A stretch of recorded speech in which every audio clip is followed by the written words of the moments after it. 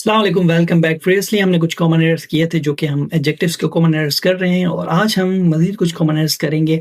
सबसे पहले आप देखेंगे ईच और एवरी का यूज़ हम किस तरह से करते हैं, ठीक है?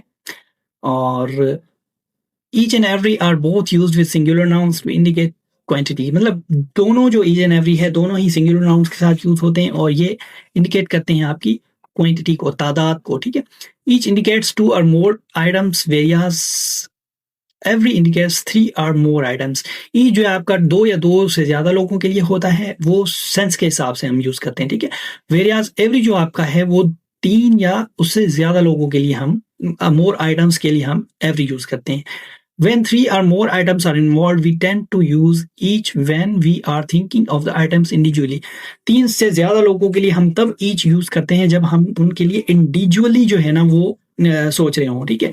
और every when we are thinking of them collectively, जब हम उनको कलेक्टिवली बात उनकी कर रहे हैं, सोच रहे हैं, तो उनके साथ एवरी लगाएंगे। और जब हम इंडिविजुअली मतलब हर आइटम को इंडिविजुअली देख रहे हैं, सोच रहे हैं, तो उनके साथ हम ईच लगाएंगे।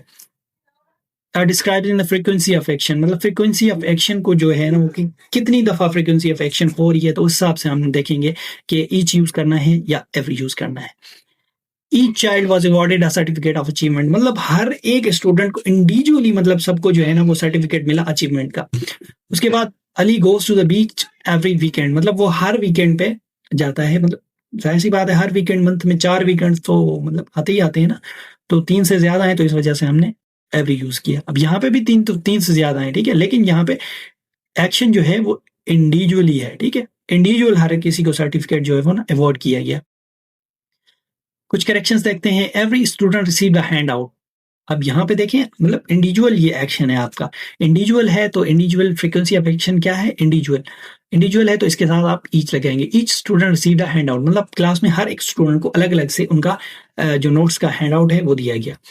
Ali goes to the beach each weekend, ये हमने पहले भी देखा था sentence. Ali goes to the beach every weekend, ठीक है? अब महीने में ही 4 वीकेंड आते हैं आपके, ठीक है? तो मतलब हर वीकेंड पे वो बीच पे जाता है। She had paint on every leg, मतलब हर लेग पे जो है वो उसने पेंट किया। अब एवरी नहीं होगा, she had paint on each leg.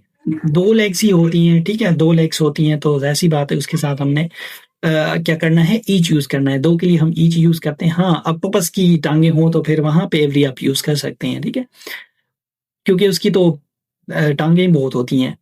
Every child was awarded a certificate of achievement, अब ये पीछे भी हम कर चुके हैं। Each child was awarded a certificate of achievement, क्योंकि हर एक स्टूडेंट को सर्टिफिकेट दिया गया। Okay?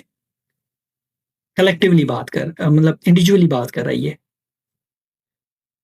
However, both each and every could be correct depending on the context, मतलब context के हिसाब से हम each and every को यूज कर सकते हैं।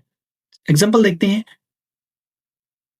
We asked every author to submit a cover suggestion, मतलब हर एक ऑथर से उन्होंने पूछा कि उन्होंने वो कवर सजेशन जो है ना वो उनको दें।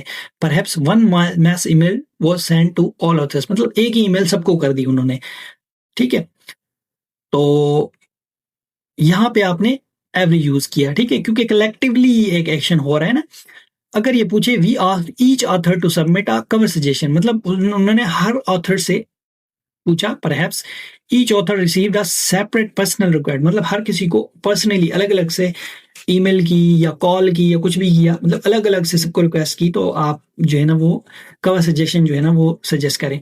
तो यहाँ पे ईच इस सेंस में ईच यूज होगा, और इस सेंस में अगर कलेक्टिवली एक पूरी ईमेल बना के सबको एक ही ईमेल सेंड कर दी गई, तो उसके लिए आप एवरी यूज करेंगे, ठीक है? कलेक्टिवली एक्शन जो है आपका जो एक्शन है, फ्रीक्वेंसी ऑफ एक्शन है, तो वहां पे आप एवरी यूज करेंगे। जहां पे इंडिविजुअली है वहां पे आप ईच यूज करेंगे।